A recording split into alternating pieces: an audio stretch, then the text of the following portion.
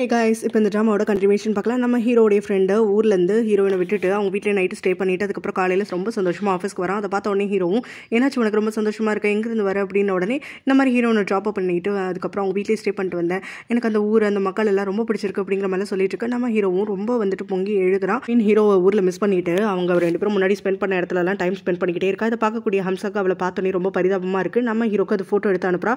Sorry நான் wrong நம்பருக்கு அனுப்பிட்டேன் அப்படின்னு ஒரு பொய்யும் வந்துட்டு ஒரு மெசேஜை போட்டு விட்டுறா. ஹீரோ அந்த ஃபோட்டோவை பார்த்து ரசிச்சுட்டு இருக்கான். அந்த சமயத்தில் தான் அந்த ஜாப்பனீஸ் கிளைண்ட் கிட்ட இருந்து இவனுக்கு கால் வருது. லொகேஷன் பார்க்க போகணும் அப்படின்னு சொல்லிட்டு அவர் சொல்றாரு, ஆள் அனுப்புறியான்னு சொல்லிட்டு. அதுக்கு நம்ம ஹீரோவும் இல்லை நானே வரேன், நாளைக்கே நம்ம போயிடலாம் அப்படிங்கிற மாதிரி ஹீரோயினை பார்க்கணுங்கிறதுக்காக ரொம்ப ஆர்வமாக வந்து சொல்லி வச்சிடறான். நீச்சா கிட்ட சொல்லாமலே அடுத்த நாள் கிளம்பி போயிடுறான். போயிட்டு இருக்கும்போது தான் அவளுக்கு மெசேஜும் போடுறான். இதனால அவர் ரொம்ப கடுப்பாகிறா. ஊருக்கு வந்ததுக்கு அப்புறமா தான் கரெக்டாக இறங்கும் போதே வந்துட்டு நம்ம ஹீரோயினை பார்த்துறான். ஹீரோயின் உடனே அங்கேருந்து அலறி அடிச்சுக்கிட்டு ஓடிடுறா. அப்போ நம்ம ஹீரோவும் அவளை ஃபாலோ பண்ணணும்னு நினைக்கிறான். ஆனால் அந்த கிளைண்ட் கூட இருக்கனால அவனால் முடியல.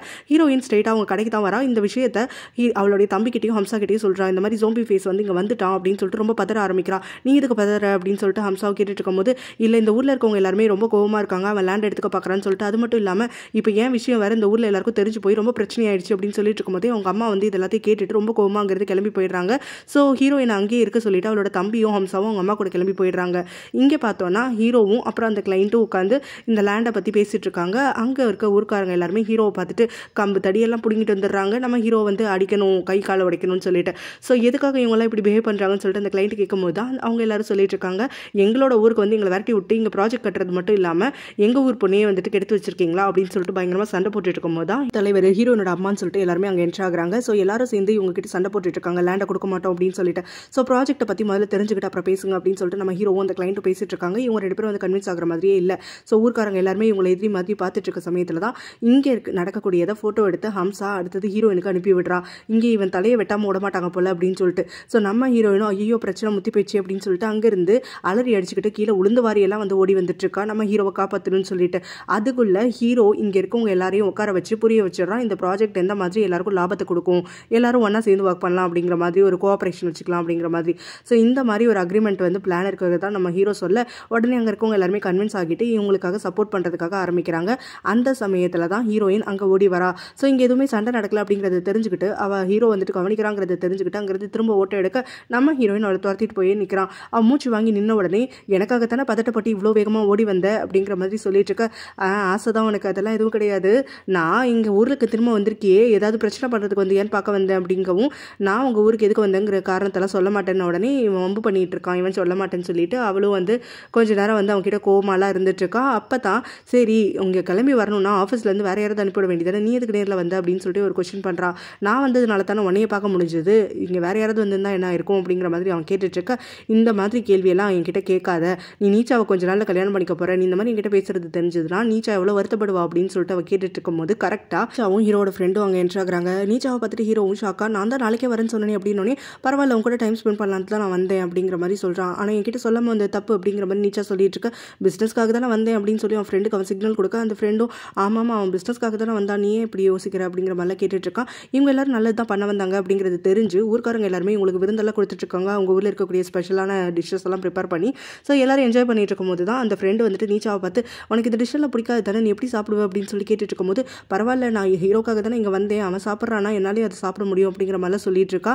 நான் அவனோட ஃபியான்சி அவனுக்காக இதை கூட அட்ஜஸ்ட் பண்ணிக்க மாட்டான் அப்படிலாம் சொல்லிட்டு இருக்கும்போது நம்ம ஹீரோவும் ஹீரோயினும் ஐ கான்டாக்ட் வச்சுட்டு இருக்காங்க. நீச்சாக்காக வேற சமைச்சு கொடுக்குறேங்கிறா. நீச்சா அதெல்லாம் வேண்டாம் அப்படின்னு சொல்லிட்டு திரும்ப திரும்ப தான் தான் ஹீரோக்கு ஃபியான்சி அப்படிங்கிறத பதிவு பண்ணுற மாதிரியே பேசிட்டு இருக்க. ஹீரோயினோட தம்பிக்கு வந்து கோவம் வந்துடுது. உடனே அவனும் வந்து அவளை கொஞ்சம் குத்துற மாதிரி பேசிடுறான். ரெண்டு பேரும் மாற்றி மாற்றி வாக்குவாதம் பண்ணிக்கிட்டே இருக்க. ஹீரோவுடைய ஃப்ரெண்டு நீச்சாவை அங்கிருந்து இழுத்துட்டு போயிடுறான் சண்டை பெருசாகிறதுக்கு முன்னாடி. உடனே நீச்சா அவன்கிட்ட கோவப்பட்டு கத்திட்டு இருக்கா. அவன் தான் என்ன ஒம்பளுத்தான், அவனை எதுவும் கேட்காம என்னையை கூட்டிகிட்டு வந்துட்டு இருக்க அப்படின்னு. உடனே ஒரு சின்ன பையன் கூட நீ சண்டை போடுவியா அப்படின்னு சொல்லிட்டு இங்கே ஃப்ரெண்டும் சத்தம் போடுறான். அந்த சமயத்தில் நீச்சாவும் என்னோட ஃபியான்சி என்கிட்ட சொல்லாமல் திருட்டுத்தனமாக வேற ஒருத்தையை பார்க்க வந்திருக்கா, நான் எப்படி நடந்துக்கணும்னு நீ நினைக்கிறேன் அப்படின்னு சொல்லிட்டு கத்துறா. அதுக்கு ஹீரோடைய ஃப்ரெண்டும் நீ என்ன பேசிட்டு இருக்க, உனக்கும் அவனுக்கு இன்னும் கொஞ்சம் நாள் கல்யாணம் ஆக போகுது, எதுக்காக இப்படிலாம் யோசிச்சுட்டு இருக்க அப்படின்னு சொல்லி கேட்டுட்டு இருக்கும்போது நீச்சாவும் உனக்கு இதெல்லாம் புரியாது அப்படிங்கிற மாதிரி சொல்கிறா. சரி நீ வந்து அமைதியாக இருக்கணுங்கிறதுக்காக நான் வேணா ஹீரோயினை அவன் பக்கத்தில் வராமல் இருக்கிறதுக்காக டேட் பண்ணுறேன் அப்படிங்கிற மாதிரி சொல்ல. அதுக்கு அவளும் நீ உனக்கு விருப்பம் இருந்தால் நீ யாரை வேணாலும் டேட் பண்ணு, ஆனால் எனக்காக வந்துட்டு எதுவும் பண்ணாத அப்படிங்கிற மாதிரி சொல்கிறா.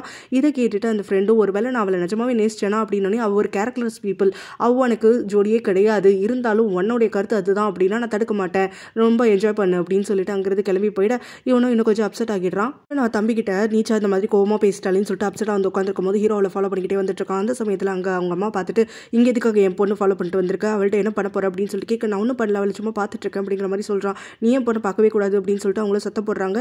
என் பொண்ணு பக்கத்தில் கூட வராத, இங்கே ப்ராஜெக்ட் சாக்கா வச்சுக்கிட்டு என் பொண்ணுக்கிட்ட பேசலாம் வழி இல்லைன்னு சொல்லிட்டு வந்து அதுக்கப்புறம் நான் வந்து மிருகமாக மாறிடுவேன் அப்படிலாம் சொல்லி கத்திட்டு இருக்கும்போது நம்ம ஹீரோயினும் அவங்களை காம் பண்ணுறதுக்காக பார்க்குறா. பட் ஆனால் அவங்க அம்மா காமே ஆகலை. நம்ம ஹீரோவை போட்டு வறுத்து எடுத்துட்டு இருக்காங்க. அவங்க பொண்ணு பக்கத்தில் வரவே கூடாது, ப்ராஜெக்ட் பக்கம் வந்து அந்த வேலையை மட்டும் பார்த்துட்டு போ அப்படின்னு சொல்லிட்டு. ஸோ அப்போ தான் நம்ம ஹீரோவும் வந்து பதிலுக்கு பேசிகிட்டு இருக்கான். என்னை ஆரம்பத்துலேருந்தே வந்து ஏமாத்துறது நீங்கள் தான். உங்ககிட்ட நான் வந்துட்டு காட்டிலலாம் என்னை கொண்டு போய் தொலைக்க பார்த்தீங்க, நான் உங்கள் மேலே கொலை விளக்கே கூட போட முடியும், ஆனால் நான் எதுவும் வந்துட்டு பண்ணலை, அதுக்கான அவசியம் இல்லைன்னு சொல்லி நினச்சிட்டு இருக்கிறேன். ஏன்னா இந்த ஊரில் வந்து எனக்கு கொஞ்ச நாள் சந்தோஷமாக இருக்க முடிஞ்சுது அப்படிங்கிற மாதிரிலாம் அவனு வந்து பதில் பேசிகிட்டே இருக்க அப்போ தான் அங்கே வரக்கூடிய ஊர் தலைவரும் இவங்களுடைய சண்டையெல்லாம் விளக்கி வைக்கிறாரு. நம்ம ஹீரோவும் அதுக்கப்புறமா அந்த கிளைண்ட்டை கூப்பிட்டுக்கிட்டு அதுக்கப்புறம் நீச்சா அவனோட ஃப்ரெண்டுன்னு எல்லாருமே வெளியில் இருக்கக்கூடிய ஒரு ஹோட்டலில் போய் தங்குறாங்க. ஸோ அந்த சமயத்தில் அங்கே ஹீரோ வந்து ரொம்ப குழப்பமாக இருந்துட்டு இருக்கான். நீச்சாவும் ஹீரோ வந்துட்டு ரொம்ப அவளை ஹர்ட் பண்ணுற மாதிரி வந்து நடந்துட்டு இருக்கா. அதனால் அங்கே வரக்கூடிய ஹீரோடைய ஃப்ரெண்டு நீச்சா ஹர்ட் ஆகிறத பார்த்துட்டு ஹீரோ கிட்ட பேசுறதுக்காக வரான். என்னடா நினச்சிட்டு இருக்க அப்படின்னு சொல்லிட்டு கேட்க, அந்த கிளைண்ட் கிட்ட திரும்ப பேசணும்டா அப்படிங்கிற மாதிரி நம்ம ஹீரோ சொல்ல, அதுக்கு அந்த ஃப்ரெண்டும் அதை பற்றி பேசலடா, நான் நீச்சாவை பற்றி பேசுகிறேன், உனக்கும் நீச்சாக்கும் நடுவில் என்ன நடந்துட்டு இருக்குன்னு உடனே என்ன நடக்குது, எங்கள் 2 பேர் கல்யாணம் தான் நடக்க போகுது அப்படின்னு நம்ம ஹீரோ சொல்கிறான். நீ என்ன தெரிஞ்சுதான் இந்த கல்யாணம் பண்ணுறியா அப்படின்னு உடனே, ஆமாம் நான் ப்ராமிஸ் பண்ணியிருக்கேன்ல அவளை கல்யாணம் பண்ணிக்கிறேன், அப்போ பண்ணி தானே ஆகணும் அப்படிங்கிற மாதிரி ஹீரோ சொல்கிறான். நீ நீச்சாவை லவ் பண்ணுறியாடா, நான் ஸ்ட்ரெயிட்டாக கேட்குறேன் அப்படின்னு சொல்லிட்டு அந்த ஃப்ரெண்டு கேட்க, அதுக்கு நம்ம ஹீரோவும் ஆமாம் நான் நீச்சாவை லவ் பண்ணுறேன் தான் அப்படிங்கிற மாதிரி சொல்கிறான். ஆனால் நீ அவளை லவ் பண்ணனா உன் மனசு வேறு பக்கம் போகக்கூடாதுல்ல, உன் மனசு எதுக்காக வந்துட்டு இந்த பக்கம் அந்த பக்கம் நல்ல மோதிட்டு இருக்கு அப்படிங்கிற மாதிரி கேட்க, நீ என்ன பதில் சொல்லணும்னு எதிர்பார்க்குறேன்னு எனக்கு புரிய மாட்டேங்குது அப்படின்னு நம்ம ஹீரோ சொல்கிறான். உடனே அந்த ஃப்ரெண்டு சொல்கிறான், நீ நீச்சா உண்மையாக விரும்பினா மட்டும் கல்யாணம் பண்ணு, ஹீரோயினை லவ் பண்ணுற இல்லை அவளுக்கு மேலே உனக்கு ஃபீலிங்ஸ் இருக்குது அப்படின்னா நீச்சாவை கல்யாணம் பண்ணுற ஐடியாவை விட்டுடு, அப்படி இல்லைனா நீ 2 பேரையும் சேர்த்து தான் ஹர்ட் பண்ண போகிற அப்படின்னோடனே, அதெல்லாம் எதுவும் கிடையாது, நான் நீச்சாவை தான் கல்யாணம் பண்ணிக்க போகிறேன், அவளுக்கு தான் வாக்கு கொடுத்துருக்கேன், ஹீரோயினும் நானும் வந்துட்டு இந்த ப்ராஜெக்ட் முடிஞ்சதுக்கப்புறம் திரும்பி கூட பார்க்க மாட்டேன், இந்த ஊர் பக்கமே வரமாட்டேன் அப்படின்னு சொல்லவும் அந்த ஃப்ரெண்டு ஓரளவுக்கு குஷியாகிட்டு திருப்தியாக அங்கேருந்து கிளம்பி போகிறான். நீச்சா ஹர்ட் ஆக மாட்டான்னு சொல்லிட்டு. அதனால ஹீரோ அந்த கிளைண்ட்டுக்கு வந்து ஊர் சுற்றி காட்டிட்டு இருக்கான். அந்த சமயத்தில் ஹீரோயினும் இவனுங்கெல்லாம் எதுக்காக வந்திருக்காங்கிறது நம்ம முதல்ல ஒளிஞ்சிருந்து அவனுக்கு பேசுறது கவனிச்சு தெரிஞ்சுப்போம் அப்படின்னு சொல்லிட்டு அந்த ப்ராஜெக்ட் எல்லாம் ஒட்டி கிழக்கிறதுக்காக ஆரம்பிக்கிறாங்க. அப்போ இவங்க 2 பேர் பேசிட்டு இருக்கும் போது தான் அந்த ஆளும் இந்த இடம் எனக்கு ரொம்ப பிடிச்சிருக்கு, நிறைய ப்ராஃபிட் வரும் அப்படிலாம் சொல்லி பேசிட்டு இருக்காங்க. ஸோ ஹீரோ அங்கே இருக்கக்கூடிய கடைகள் எல்லாம் பார்த்துட்டு இங்கே கைவேலை கடைலாம் நிறையா இருக்குது, அதனால இங்கே வரக்கூடிய நர்சிங் மக்களுக்கு நம்ம இந்த பக்கம் வந்து கொஞ்சம் திசை திருப்பி விட்டோம் அப்படின்னாக்க இங்கே இருக்கிற மக்களும் பயனடைவாங்க, அவங்களும் வந்துட்டு ஒரு வாழ்வாதாரத்தை உண்டாக்குவாங்க அப்படிங்கிற மாதிரிலாம் சொல்லிட்டு இருக்கும் போது அந்த கிளைண்ட் என்ன சொல்கிறாரு, உனக்கு இலகன மனசுப்பா, அதனால தான் பிஸ்னஸ் மேனாக இருந்து இப்படிலாம் பேசிட்டு இருக்க, ஆனால் என்னுடைய பிஸ்னஸ் ஐடியா வந்து வேறு, நான் ப்ராஃபிட்டுக்காக மட்டும்தான் பிஸ்னஸ் பக்கமே வந்திருக்கேன், யார் எனக்கு ஹை ப்ராஃபிட் கொடுப்பாங்களோ அது மட்டும் தான் பண்ணிட்டு இருக்கேன், அதுபடி பார்த்தா உன் கசன் சொன்ன ஐடியா தான்ப்பா கரெக்டு, இப்போ பேசாமல் இங்கே வந்துட்டு இந்த வில்லேஜோட நம்ம டைப்பெல்லாம் ஒன்றும் வச்சுக்க தேவையில்ல, இந்த வில்லேஜ் மக்களுக்கு நம்ம இதுக்கு உதவி பண்ணணும், நம்மளுக்கு வர காசே போதும் அப்படின்னு சொல்லிட்டு இந்த ஊரில் இருக்கவங்க எல்லாரையுமே துரத்தி விட்டுட்டு இந்த லேண்டை நம்ம பேரில் எடுத்துக்கிட்டு அதுக்கப்புறம் ப்ராஜெக்ட் ஆரம்பிப்போம் அப்படின்னு சொல்ல ஹீரோக்கு வந்து அதில் உடன்பாடு இல்லைன்னு சொல்லிட்டு அவனும் இல்லை, இந்த நான் சொன்ன பிளான் வந்து கொஞ்சம் நாளைக்கு பண்ணி பார்ப்போமே, எல்லாருக்கும் லாபம் கிடைக்கும் அப்படின்னு சொல்லிட்டு இருக்கான். அதை இவர் கேட்க மறுத்த உடனே அவர் காலில் வந்து முட்டி போட்டு அவன் வந்து வேண்டிக்கிட்டு கேட்குறான். அதுக்கு அவரும் இந்த மாதிரிலாம் பண்ணாதப்பா, இந்த மாதிரிலாம் நீ பண்ணாலே என் மனசு மாறாது, நான் ப்ராஃபிட்டுக்காக மட்டுமே பிஸ்னஸ் பண்ணுறேன் அப்படின்னு சொல்லி திரும்ப சொல்லிட்டு இருக்காரு. அந்த சமயத்தில் தான் அங்கே ஹீரோயினும் மற்றவங்களும் ஒட்டுக்கிட்டு இருக்காங்கல்ல, ஹீரோ இவருக்காக வந்துட்டு தன்னுடைய ஈகோ எல்லாத்தையும் இறக்கி வச்சுட்டு வந்திருக்கான், ஆனால் இந்த ஆள் ஒத்துக்க மாட்டேங்கிறாருன்னு சொல்லிட்டு உடனே அந்த ஆளுக்கு வந்துட்டு எதிர்த்து போகிறாங்க. நாங்கள் எங்கள் லேண்டை கொடுக்க மாட்டோம், எங்கள் ஊரை காலி பண்ண மாட்டோம், வேணா எங்களோட டைப் வச்சுக்கோங்க, இல்லைனா மொத்தமாக கிளம்பி போங்க அப்படின்னு சொல்லிட்டு அங்கே கோஷம் எழுப்பிட்டு இருக்காங்க. அந்த கூட்டத்துக்கு நடுவில் தான் அங்கே ஹீரோடைய கசன் வரான். வந்த உடனே கன்னை பாயிண்ட் பண்ணிட்டு ஹீரோ ஷூட் பண்ண வர அங்கே எல்லாரும் புல்லட் சவுண்டு கேட்டுட்டு அப்படியே வந்து பயந்து நடுகிறாங்க. ஹீரோவும் கசனை பார்த்த உடனே அவனை துரத்திக்கிட்டு ஓடுறதுக்காக ஆரம்பிக்க அவங்க எல்லாருமே பதட்டப்பட்டு இருக்காங்க. நம்ம ஹீரோனும் அந்த ஜப்பானீஸ் கிளைண்ட் கிட்ட போயிட்டு உங்களுக்கு ஒன்றும் இல்லை அப்படின்லாம் சொல்லி கேட்டுட்டு இருக்கா. அதுக்கப்புறம் தான் ஹீரோயினோட தம்பி நோட்டீஸ் பண்ணுறான். உன் ஷர்ட் எல்லாம் ரத்தமாக இருக்கடி, உனக்கு அடிபட்டுருச்சா அப்படின்னு சொல்லிட்டு ஹீரோயின் கிட்ட கேட்க ஹீரோயினும் அதுக்கப்புறம் தான் ரியலைஸ் பண்ணுறா மேலே தான் அந்த புல்லட் பாஞ்சிருக்கு அப்படின்னு சொல்லிட்டு. ரத்தத்தை பார்த்த உடனே அப்படியே வந்துட்டு பக்குனு கீழே உட்கார அங்கே இருக்கவங்க எல்லாம் அவளை ஹாஸ்பிட்டலுக்கு தூக்குங்க அப்படின்னு சொல்லி கத்திட்டு இருக்காங்க. துரத்திட்டே போயிட்டு அந்த கசனை வந்து பிடிச்சிடறான். அந்த கசனும் நான் தூக்குறதுக்கு ஒரு மணிக்கும் நீ தான் காரணமாக இருந்துட்டு இருக்கா, ஆனால் இனிமேல் உங்ககிட்ட தூக்க மாட்டேன் அப்படின்னு சொல்லிட்டு அவனை கொலை பண்ணுறதுக்காகன்னு சொல்லி அந்த கண்ணை எடுத்து ஷூட் பண்ணுறான். ஆனால் கண்ணில் புல்லட் இல்லாமல் போயிடுது. உடனே நம்ம ஹீரோக்கும் அவனுக்கும் கை கலப்பு ஏற்படுது. 2 பேரும் பயங்கரமாக அடிச்சுட்டே இருக்காங்க. ஒரு கட்டத்தில் இவனும் வந்துட்டு ஹீரோவை டைவர்ட் பண்ணுறதுக்காக அங்கே இருக்கக்கூடிய மாவெல்லாம் எடுத்து அவனோட முகத்தில் போட்டுட்டு அதுக்கப்புறம் கத்தி எடுத்து ஹீரோ குத்துறதுக்காக வரான். அதுக்குள்ள ஊர்க்காரங்களோட சவுண்ட் எல்லாம் கேட்ட உடனே அவன் அங்கிருந்து தப்பிச்சு ஓடிடுறான். நம்ம ஹீரோவை அங்கே இருக்கக்கூடிய அவனுடைய ஃப்ரெண்டு ஓடி வந்து காப்பாற்றுறான். நம்ம ஹீரோ கொஞ்சம் தெளிவானதுக்கு பிறகு அவங்ககிட்ட சொல்கிறான், ஹீரோயினை ஷூட் பண்ணிட்டாங்க, அந்த புல்லட் வந்து அவன் மேலே தான் பாஞ்சிருக்கா, ஹாஸ்பிட்டலுக்கு கூட்டிகிட்டு போயிருக்காங்கன்னு சொல்லிட்டு.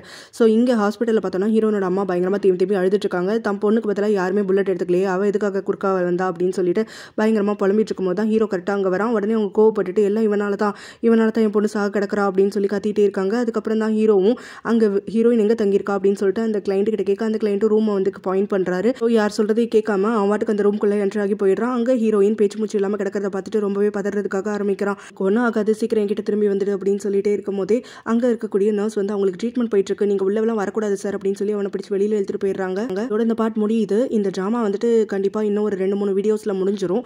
ஸோ அடுத்தது என்ன ட்ராமா போடலான்னு ஏதாவது சஜஷன் இருந்தால் சொல்லுங்கள். பாய்.